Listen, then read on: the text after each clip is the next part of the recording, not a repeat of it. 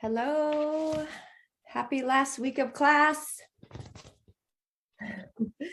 So today is your last assignment, 10.3, in my stat lab. So that is something to celebrate, right? I'm going to spend the entire time going over hypothesis testing. So we will do that today. I uploaded 2 documents. I'm going to do one problem on each document because I'm going to be very thorough. Yeah, I'm going to be very thorough. So I am going to take my time and go through each of those, just one problem on each document. If we have time, we can do more. I also plan on Thursday. So Wednesday, it says study for final exam. I'll come back to that in a minute. On Thursday, you're going to be assigned a scientific study. So I'm going to go over what that is like. I have an example of one and what that assignment will look like. So you don't really need to worry too much about that until we talk on Thursday. But what I do want to mention is I'm going to share my screen here. Inside of, I just have to go here. All right, I'll share my desktop. Let's see. And I want to go here, add. I want this to be easy and fast. And I don't know how to make it easy and fast. That's not what I want to do. I want to add. Oh, I got to move this. Okay. Trying to go into this. Okay, I'm trying to go into Canvas.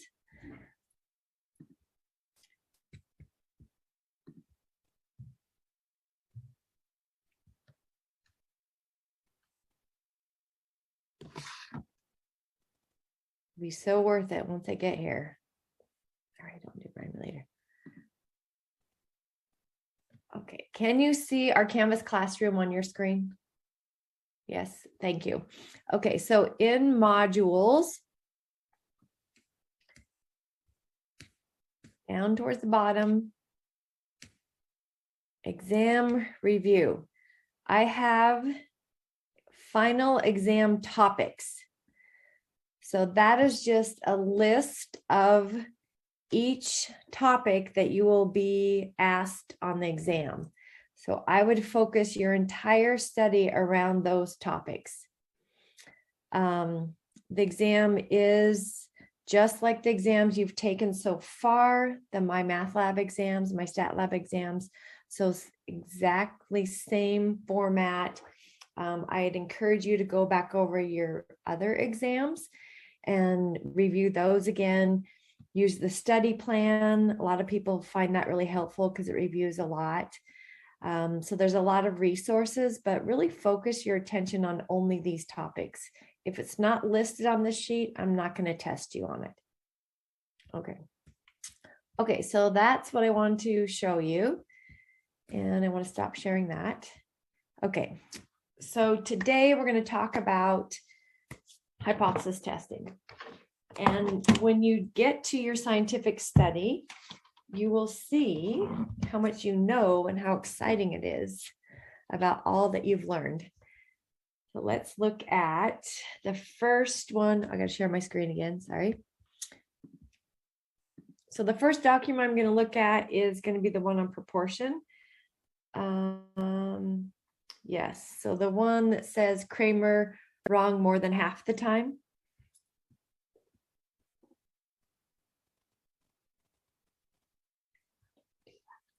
I want to hide that. Okay, let me try something first. Okay, that's better. Okay, so there is a recipe, and the recipe is how we handle hypothesis testing. We do this because we want to avoid bias.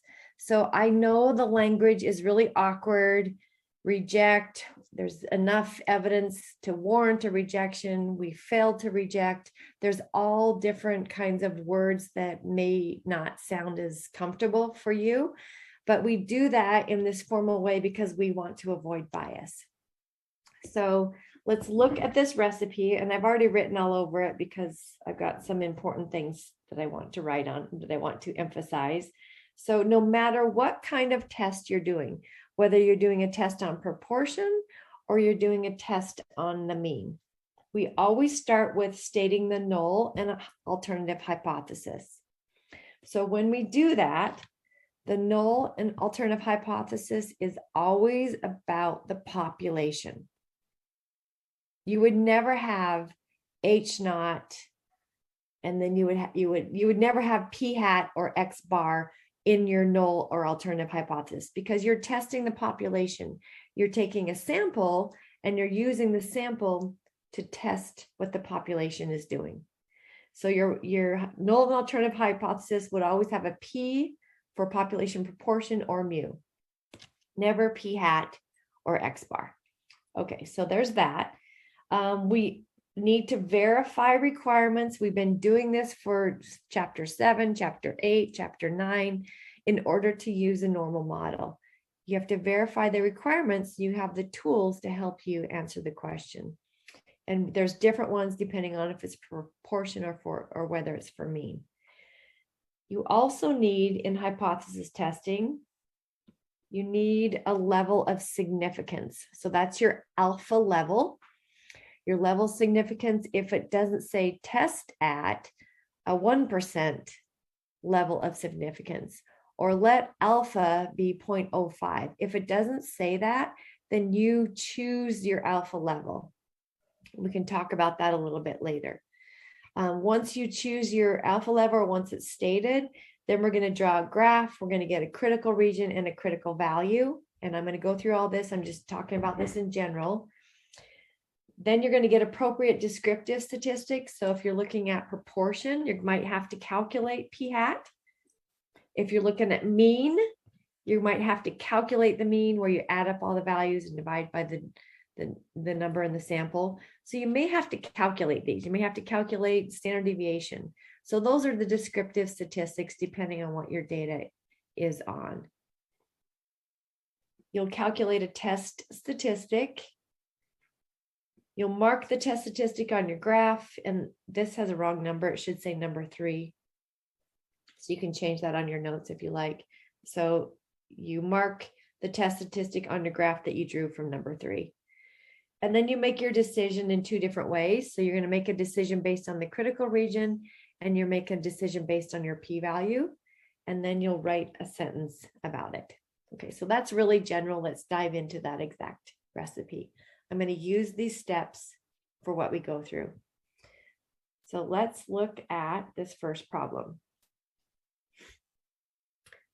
Okay, Kramer wrong more than half the time. The website pundittracker.com keeps track of predictions made by individuals in finance, politics, sports, and entertainment. Jim Cramer is a famous TV financial personality and author. Pundit Tracker monitored 678 of his stock predictions, such as recommendations to buy a stock, and found that 320 were correct predictions. Treat these 678 predictions as a random sample of all Cramer's predictions. At the 10% alpha level, test the claim of a Cramer skeptic that suggests Cramer is correct less than half the time. Okay, so when you first read the paragraph, you have to identify whether you are looking at a proportion or whether you are looking at a mean.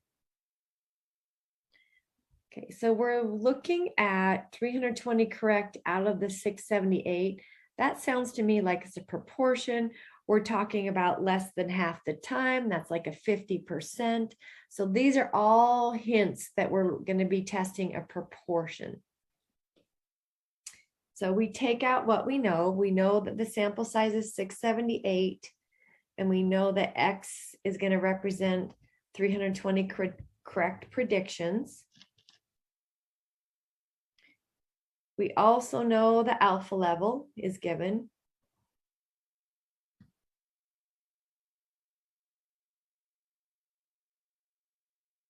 And now we want to follow the formula.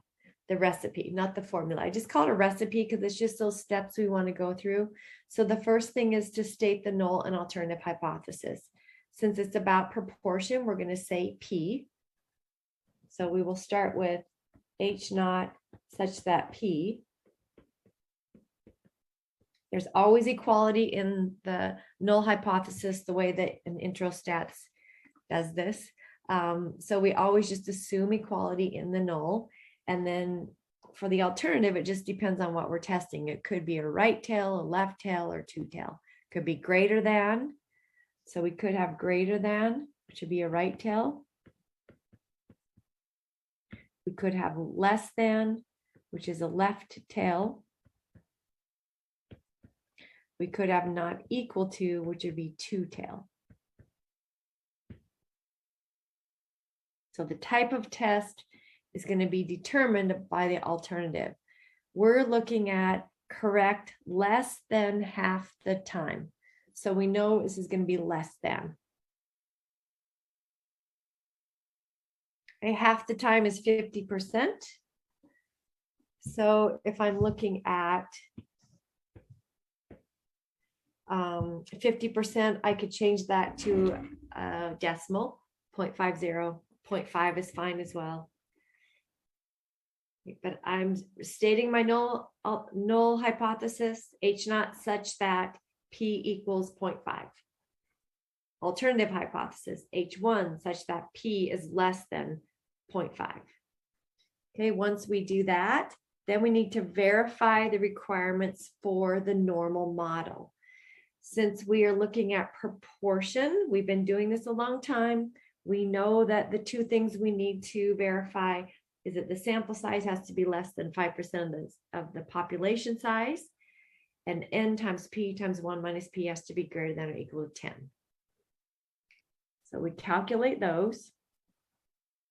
We're assuming that 678, this random sample, is less than 5% of all of Kramer's predictions. Check the other one. So 678 times 0.5 times 1 minus 0.5, that equals 169.5, and that's a lot more than 10. So we have verified that we can use the normal model for proportion.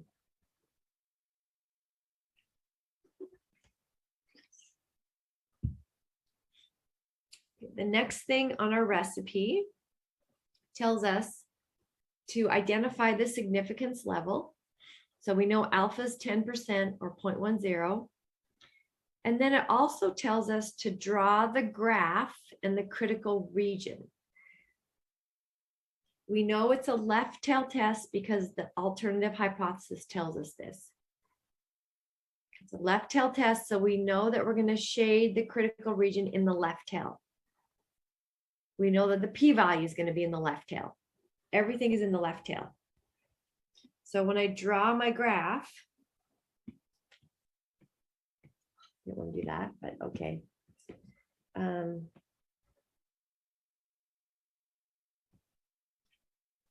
I draw my normal curve and I shade the 10%. Oh, it keeps racing, sorry.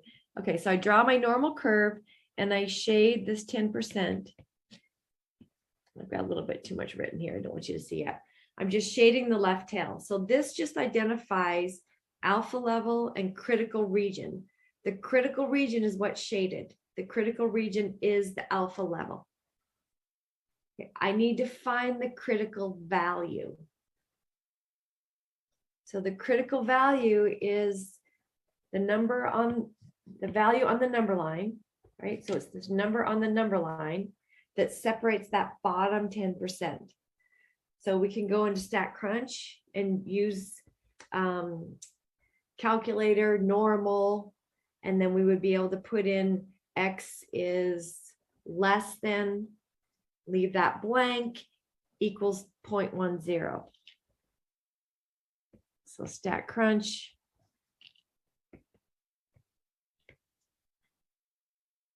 The normal calculator.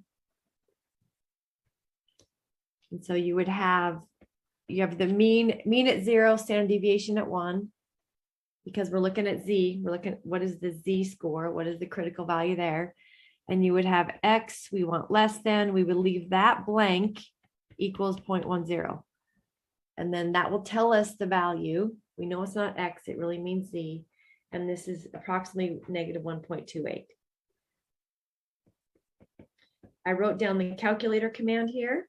So if you prefer a calculator command, we can also find it with the calculator. So the critical value is negative 1.28. The critical region is the shaded alpha level 0.10. So I identified the significance level, I shaded the critical region, and I found the critical value. That's number 3. Okay. Going on to number 4, we're going to get some descriptive statistics. Okay, and I don't know, I already said this, so I wrote notes here. Critical region is the shaded area of alpha based off of the alternative hypothesis. So it's left tail, so the whole critical region will be in the left tail. Your critical value is the position on the number line that gives you the critical region. So our descriptive statistics, we know that we have p hat because we have x over n, 320 over 678. So approximately 0.472. That's based off of my sample. So that's my sample proportion. We're using our sample proportion. Now remember, this is just a point estimate. So you've heard that word many times. Point estimate is just a single value that's describing the characteristics of the sample. So this p hat comes entirely off the sample. It's only this one value. We took this one value and we were able to expand it into a confidence interval. So then when we learned confidence interval, based off of this one statistic, we added and subtracted some error, and we get this range of values now that we're confident that the population falls between. So instead of just looking at one descriptive statistic, one point estimate, we expand it into the idea of confidence intervals.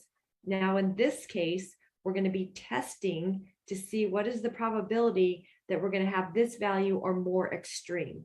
That's the hypothesis test. Okay, so that's the only descriptive statistic that we need in this case. So now we need to calculate the test statistic. For proportion, the test statistic is Z. For mean, it's always T. For proportion, it's Z. I don't know all these.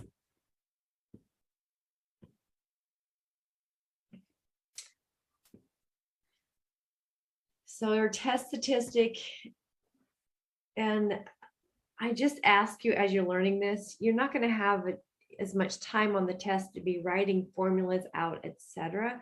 But I still recommend strongly that you're very thoughtful about this and that you definitely understand where these numbers are coming from and what you're doing.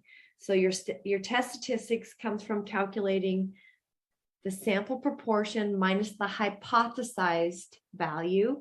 So remember, we were testing, we were assuming that p equals 0.5. And then the p hat comes from our sample. The denominator of the test statistic is the square root of p hat times 1 minus p hat. So again, we're using the hypothesized population proportion. We divide that by n and take the square root of that. So when you calculate this, your test statistic is negative 1.46. Okay, that's based off of your sample. Your critical value is based off of your significance level and the alternative hypothesis. Okay, so our test statistic is here. Now, what do we do with that test statistic? We want to plot it on the graph that we drew. So negative 1.46, I'm going to go back up to this graph. And I'll put it in pink so that we can see. So my number line is here. Negative 1.28 was my critical value. Negative 1.46 is to the left of that, smaller. And then I would shade the area further left.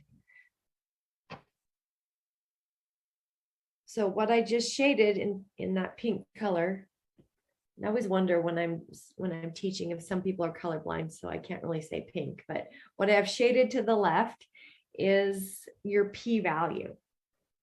I've identified the location of my test statistic, and then my p-value is the area from that test statistic or more extreme. Okay, so if we go back up to the recipe, and I'll just bring it back up here so we look at it. We have done 1 through 6 so far, right? We just marked the test statistic on the graph. Now I want to make my decision based on the critical region. So because the test statistic fell inside the critical region, okay, so my test statistic of negative 1.46 is inside that critical region, I can make my decision. The test statistic of negative 1.46 falls inside the critical region, so we have enough evidence to reject the null hypothesis. That is one decision. That is one way to make a decision. You decide whether the test statistic falls inside or outside the critical region. Since it's inside the critical region, we have evidence to reject the null hypothesis. The next part is we need to make our decision based off of p-value. My p-value is the area from the test statistic or more extreme. So the p-value is the area from the test statistic related to the alternative hypothesis statement.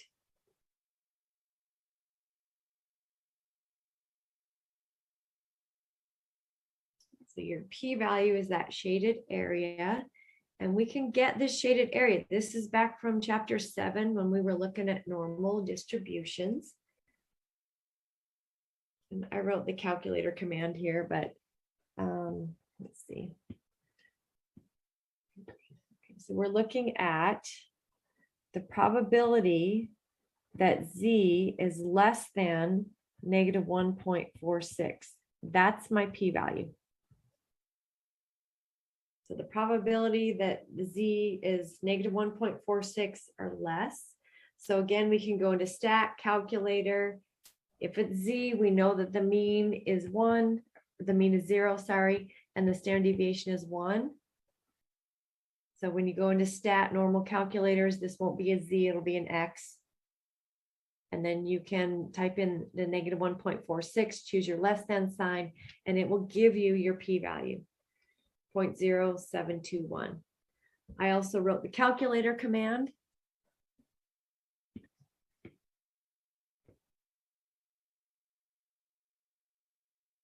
Your p-value is 0.0721. So you have to find the p-value first before you can make the decision about the p-value.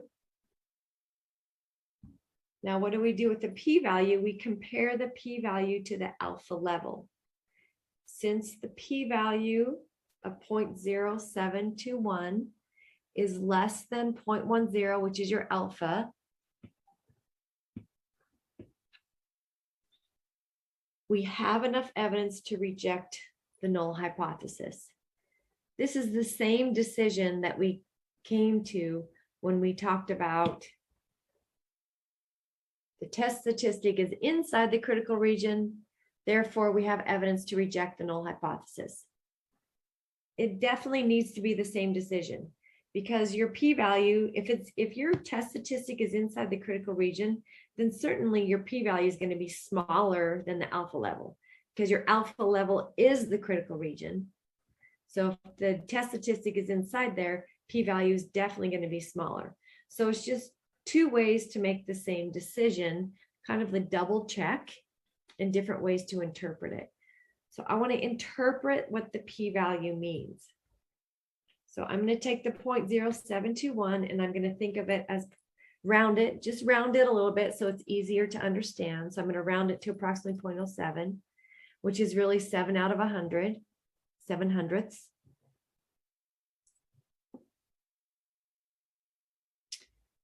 And then we can say if we sample 678 predictions, so if we take the same sample size as we did to get the 320.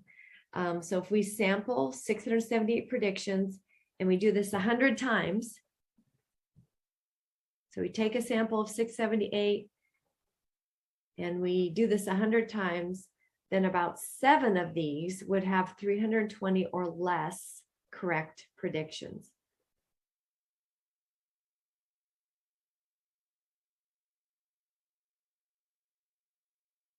This is just an interpretation of the p-value. And now we want to write in non-technical statement the decision related to the null hypothesis. Our decision is always based off of the null hypothesis. We either reject the null hypothesis or we fail to reject the null hypothesis. So we say there is significant evidence to support the claim that Kramer is correct less than half the time. So as you're writing that statement down, think about what it means. There is significant evidence to support the claim that Kramer is correct less than half the time. We rejected the null hypothesis, so we're supporting the alternative. So I wrote my statement in terms of supporting the alternative because we rejected the null hypothesis. So we reject the null hypothesis that P equals 0.5, which means we support the claim that P is less than 0.5. And that's what that statement is saying. There is significant evidence to support that alternative claim because we rejected the null hypothesis. Okay, is this helpful? Yes, it is. Okay, can we do more? Yeah. Okay, let's talk about StatCrunch first. So if you go to StatCrunch, you can do all of this a lot quicker without writing the formulas, but I really emphasize, especially today, because you're preparing to understand hypothesis tests even better to understand the statistical study that you're going to find. So you understand all of these pieces when it comes to just spitting out like what the research study is going to do. The research study is just going to give you numbers and summaries. But if you don't understand where those numbers come from, then that's going to be really challenging for you. But in StatCrunch, you can go to proportions, you choose stat, go to proportion stat. We're only in this class looking at one sample data. If we had more time, I would love to get into 2 samples, but we only have 1 sample. You choose summary, and then you also want to click the critical value. So there's a box there where you can click critical value. Your critical value is based on your alpha level, but you want to click that as well.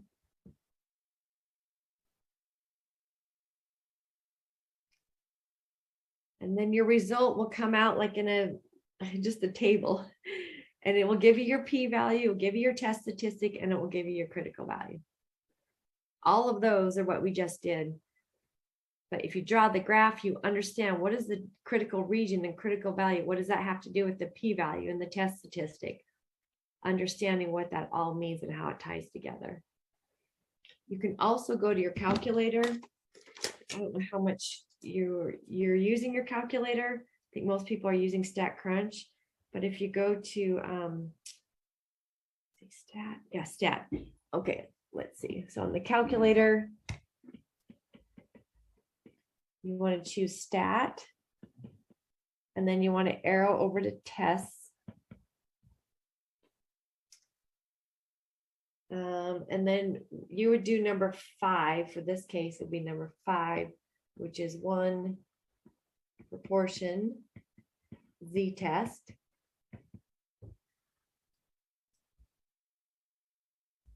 And then it will ask you for P naught, it will ask you for X, it will ask you for N. And then you're going to choose, you'll choose whether it's less than or greater than. This is a left tail, so it's less than. And then you can calculate and you get your answer that way.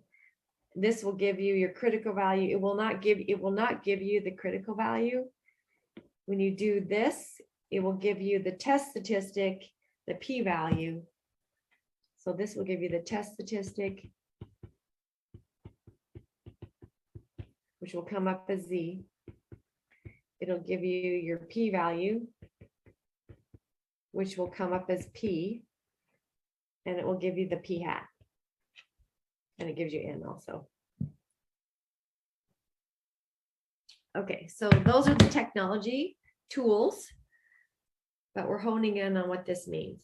Okay, so this is not, you do not have this as a handout, but I want to go over it because this is the case where the requirement fails. So what do you do if the normal model cannot be used? So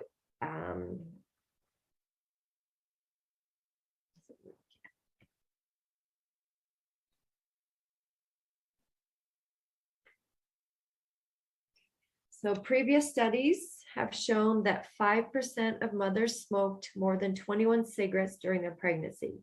An obstetrician believes that the percentage of mothers who smoke more than 21 cigarettes is less than 5% today.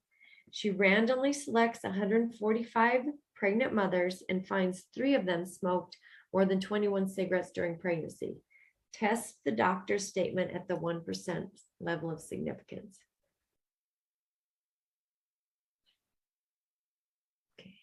So we're looking at proportion because she is talking about less than 5% today. So that's where my null hypothesis is coming from. P equals 5%. And she thinks it's less than. So there's my alternative. So again, we have a left tail test. So I don't want you to get this confused with, we just had 50% and this is 5%. So I wish this was like 3%. So it wasn't quite the same numbers, but this is just 5%, not 50%. Okay. So this problem is talking about 5%. All right. So now after we state the null and alternative hypothesis, now we need to verify the requirements. Okay, so we have 145 pregnant mothers, so that's N. N is 145. X is 3, because she finds that 3 of them smoked more than 21 cigarettes during pregnancy. So we're going to assume that 145 patients, a sample of 145 patients, is smaller than 5% of all of her patients. So that requirement checks. But when I go to check this other requirement, so 145 times 5%, 0.05, times 1 minus 0.05, that only comes to be a 6.9 calculation, which is not greater than 10. So I can't use the normal model because it fails right here. So I can't go to normal calculators. I can't use my calculator here. So because this is a discrete counting, how many mothers smoke more than 21 cigarettes? There's 3 of them. The mother either smokes this 21 cigarettes or the mother does not. So I'm queuing into binomial. So that's what I was going to say. Is that where we go? Yeah. So let's check the binomial. Check the binomial because we have that tool. So that's just another tool we're going to grab. So you need to check the characteristics of a binomial. Okay. So the fixed number of trials, there's 145 mothers. So yes, there's sample of 145. There's 2 outcomes, like I was talking about, smoked or did not smoke the 21 cigarettes. 3, the probability remains constant among the trials. So we're given that 5%. That was in our null hypothesis. So that's the probability that we're assuming for the population. And then our independence check is the sample size is less than 5% of the population. So it meets these characteristics. So awesome. Now we have another tool to use. And what we're trying to find is the probability that X is less than or equal to 3. Because it says she believes that less than 3. Okay, it's less than 5% today, and she finds that 3 of them smoked more than 21 cigarettes. So we want 3 or less is what we're looking at, which because it's discrete, we won't draw the normal curve. That doesn't make sense. But we're going to look at 3 plus the probability X equals 3 plus the probability X equals 2 plus the probability X equals 1 plus the probability X equals 0. And then we can use the binomial CDF, or you can use your binomial calculator in StatCrunch. Binomial CDF, where your N is 145, your P is 0.05, and the X is 3, but you're being really careful to choose CDF because that's cumulative. This is a great review for you, isn't it? For chapter 6. So cumulative means you add from whatever number you're putting in here, you add from that number down to 0. 3, the probability of X equals 3 plus the probability X equals 2 plus the probability X equals 1 plus the probability X equals 0. So that CDF versus PDF was the difference. Okay, and then we get our probability here of 0.0648. So this would be like our p-value. We just found our probability in a different way. We used a binomial, and it would be classified as like our p-value. We wouldn't have a test statistic, but we have a p-value that we can compare with our alpha level. Okay, so our p-value or our probability is 0.0648, which is more than our 1% alpha level. So we do not reject the null hypothesis because our probability is greater than the significance level. There is not enough evidence to support the doctor's claim that at most 3 pregnant women smoke 21 cigarettes.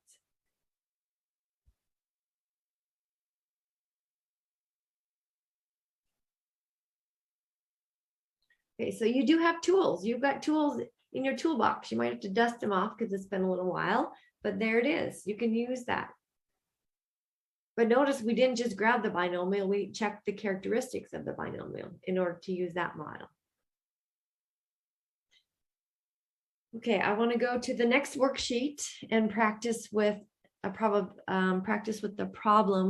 that has to do with hypothesis testing with the mean. I'm going to follow the same recipe. There's nothing different in here other than my descriptive statistics are not going to be p hat. My descriptive statistics are going to be X bar and S. So when we get to appropriate descriptive statistics, we'll be looking at X bar and S and N. Okay, but same process. So we're just going to look at the first one.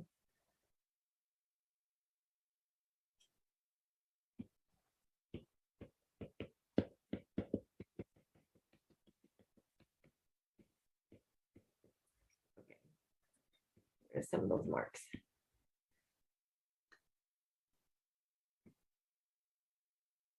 Okay, the ACT is a college entrance exam. In addition to administering this exam, researchers at ACT gauge high school students' readiness for college level subjects.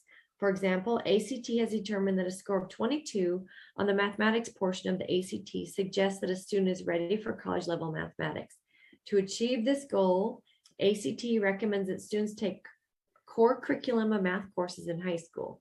Suppose a random sample of 200 students who complete this core set of courses results in a mean ACT math score of 22.6 with a standard deviation of 3.9. Do these results suggest that students who complete the core curriculum are ready for college level mathematics? That is, are they scoring above 22 on the math portion of the ACT? Okay, so there are counts, but we're not looking at a proportion, we're looking at an actual score. And this sentence right here tells us, are they scoring above 22? So that right there tells me that it's probably related to a mean and not a proportion. It's not saying, are they scoring in the top 30% of their class or something like that, you know? Okay, so what I have is a random sample of 200 students. So I have N. And within these 200 students, we have a mean ACT score of 22.6. So there's your X bar. The standard deviation of 3.9. So there's your S. And the sample of the 200 students. Okay, so we just picked some key values out of the paragraph. Sometimes we do this and we may not need them all, but we take a little bit of time, investigate the paragraph before we just jump into answering the question.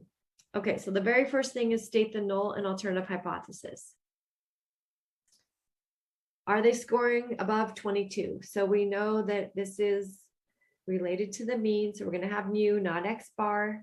So our null hypothesis is mu equals 22. The alternative is greater than 22, so we have a right tail test. So all my critical value, my p-value will be shaded to the right.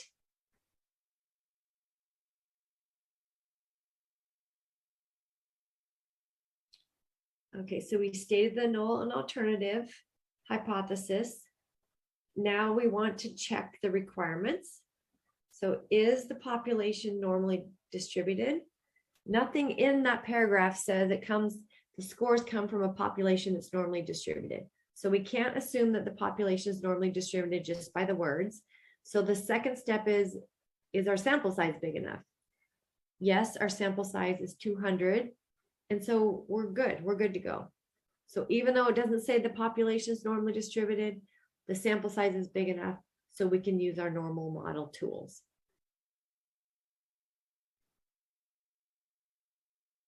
Okay, and I spent a lot of time on the last Zoom meeting when we found that our sample size was small. It was with the cars. Remember the micro, and I don't know, you guys have so many problems in your head, but the one I did in the Zoom meeting, it talked about micro and mini cars. And so we had to do a QQ plot.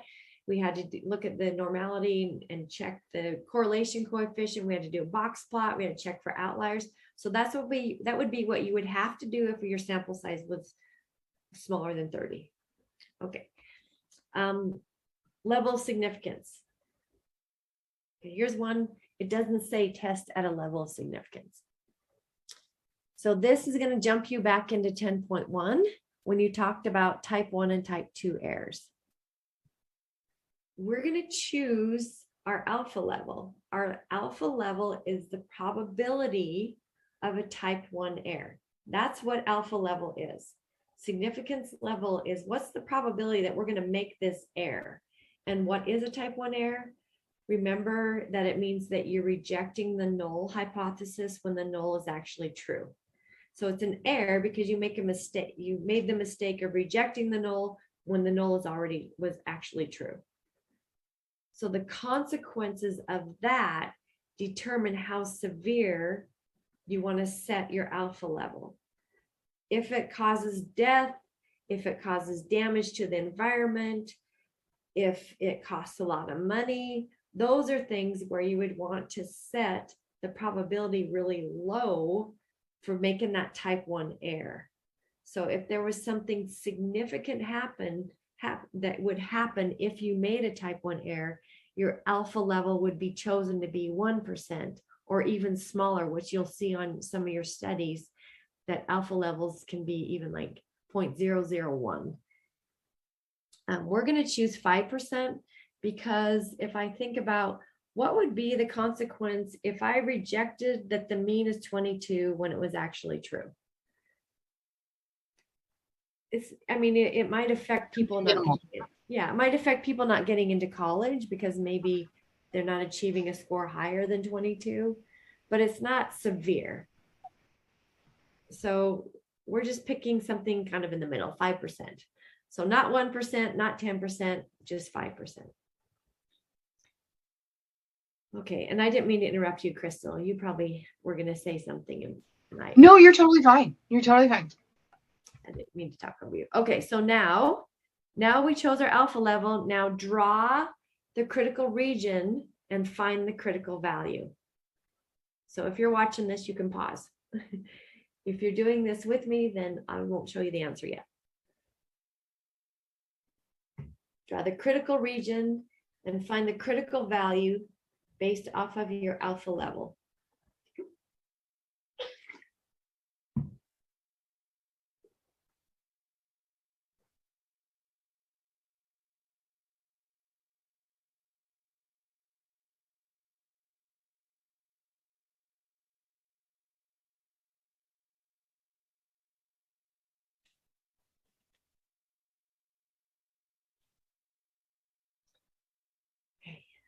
So one thing to remember is that when you're working with means, it's not a Z, it's a T.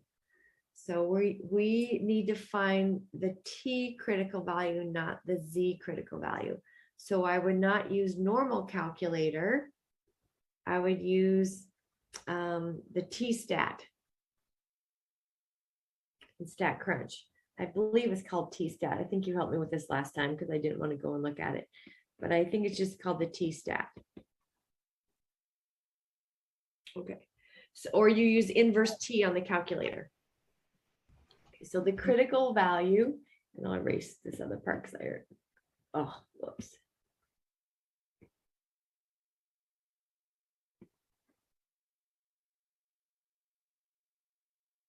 Okay. Oh, goodness. There we go. Oh, why is this so hard? Up and down. Okay, there we go. There's my 0.05. I had the p-value already drawn in there, so I wanted to make sure that wasn't confusing. So the critical value ends up being 1.653. That's the number on the number line, where the area to the right, because it's a right tail based off of our alternative hypothesis. So we shade to the right, 5%, we find our critical value. Okay, so we have our critical value. Now we need to calculate the test statistic. Our test statistic, we need descriptive. I don't know if I'm going on the right number. Let's see. 3, 4. Okay, sorry. Appropriate descriptive statistics first. So I'm just right here. Appropriate descriptive statistics. We pulled those off of the paragraph. Sometimes you have to calculate it. Like you might have to find the mean, or you might have to calculate the sample standard deviation. But those are the descriptive statistics we need. So then we get our test statistic, which is T, not Z. And the formula is X bar minus mu divided by S over square root of N. So there's my formula for the test statistic. 22.6 is X bar, mu is 22, and then S is 3.9 and N is 200. If you're typing this in your calculator, be so careful to have parentheses. I've seen students, some students, when they're turning in work, and there are some people that like to type, which is fine if you can have the symbols and you're using math correctly. But if I don't have the parentheses and I type out this division, that's not correct order of operations. Without parentheses, it would do the division first and then subtract second. Okay, so we get 2.18 when we calculate the test statistic. We take that test statistic and we put it into the graph to see where it falls. So 2.18, I'm going to come back to my graph. 1.653, so it's to the right of that, because it's more than. And then I'll shade, that's my p-value that I'm shading. So my test statistic is inside the critical region. My p-value is going to be less than 0.05 just because of visually how I shaded it. And that test statistic is that location right there on the number line. So it's inside that critical region. Since the test statistic 2.18 falls inside the critical region, we reject the null hypothesis.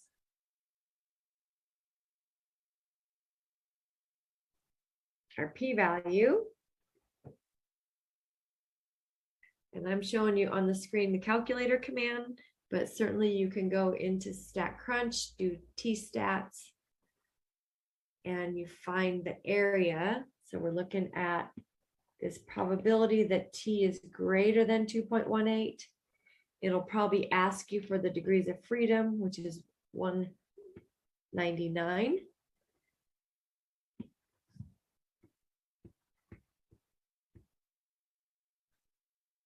And then the greater than is from 2.18 to infinity. And we get our p-value to be 0.0152.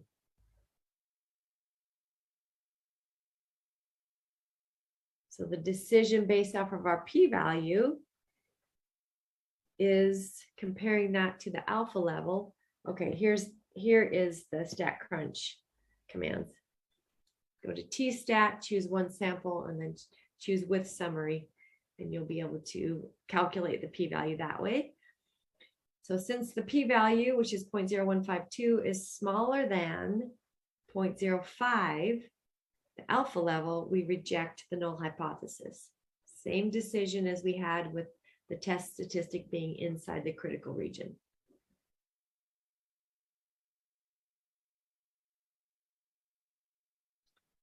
And then we want to write maybe a statement that actually interprets what that p-value is.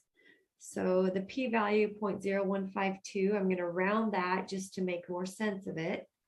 So if I round it to 0.02 and think of that as 200ths, and if we sample size of 200, because that's my original sample, there was 200 students that they took in their sample. If you do that 100 times, you would find 2 out of them to have ACT scores that are more than 22.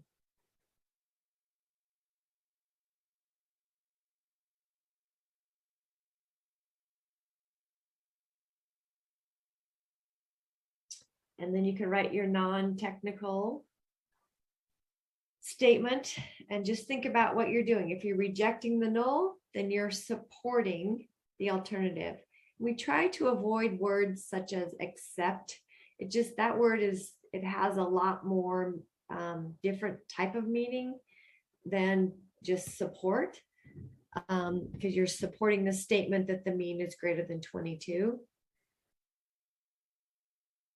So there is sufficient evidence to conclude that students who complete the core curriculum are scoring above 200 on the math portion of the ACT.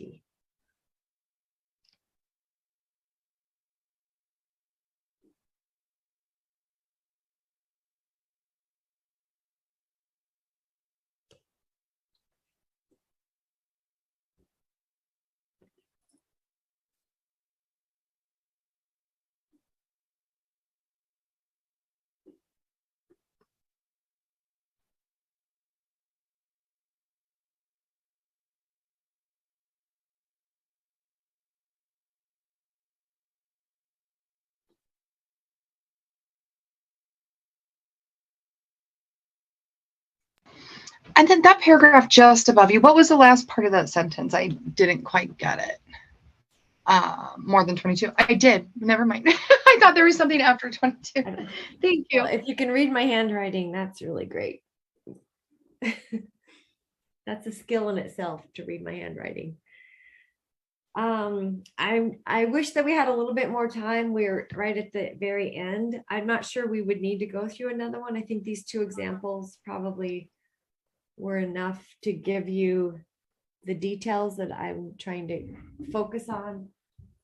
I am going to review again on Thursday. Well, we'll just see.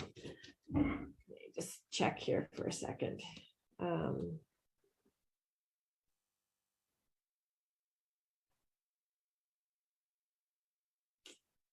just don't have a lot of time to go over this. I just wondered if I could go through some of this. Yeah, I think I'll wait. I need you to focus on learning hypothesis testing better. Okay, so the scientific study I will go over when we meet on Thursday, and you'll have plenty of time And I say, like, if you look at the calendar, you're finishing up your homework tonight in my stat lab. So you should have a good solid understanding of hypothesis testing after that. And then studying for the final exam, I would just start going through that outline and start looking at, maybe even just like identify, like, I know I need to practice this area more just by reading the topic. So that might be a good idea. And then maybe just spend some time doing that, getting yourself organized. The scientific study I'm going to talk about. So I would really prefer you don't look for one yet, just because you don't know what you're looking for. If you need extra time, I say it's due on Friday, but that's flexible. Okay, that's definitely flexible. So finding the study is going to be more time consuming than actually reading it and summarizing it. You want to find a study that you're interested in. So that's really important. And you also want to find a study that's not 45 pages long, because you don't want to read all that. So finding a study that's you're interested in and finding something that has enough statistical information that we've covered is where it takes more time. Once you dive into it, you're going to probably enjoy that aspect of it. And you'll be surprised at how much you have learned from this class. So know that data is flexible. So don't panic about the scientific study. Just put that on the back burner and wait until we talk on Thursday. Because I feel like when I go through the study I have, you'll have so much better understanding of the expectations. So just put that on the back burner. And I say, if you're going to do something, then study for the final and go off that outline. And then your final exam I have on for the 22nd, which is Tuesday. So you will just take that like normal. It'll be open all day. It is, it's a little bit longer. I can't remember how long. I think I might have put like 2.5 hours, something around there. I So do have a question. Is there any possibility of taking it a day early? Maybe. Or Yeah, maybe. I just don't Okay. like to have it open that long. Because I leave for Seattle that morning and I'm driving. And so I'm Okay. like, for on the 22nd. And so Yeah. I'm trying to, yeah. We can discuss. Okay. Okay. Yeah, we can discuss. I don't like to leave it open too long, because then it just opens the bucket for cheating. And I'm not saying that about you at Oh, any case, but I just get like that. it just opens up, just a lot of things can happen that way. So I try to keep it very specific to one day, but we can discuss, we can work it out. Okay. Okay, so that is it. It's 2:30 and one more Zoom meeting, and really proud of you all. Good job. I hate this part when it ends, because I've got you right where I want you, and now I have to let you go and start all over again. But I'm sure that you're not quite as sad as I am. Okay, well, have a great rest of the night. Reach out if you have questions, and we'll talk about the scientific study. So put that on the back burner, put your energy into hypothesis testing for sure, get a strong handle, and then start reviewing for the final. Awesome. Thank you. Okay, bye. Thank you. Bye. Bye.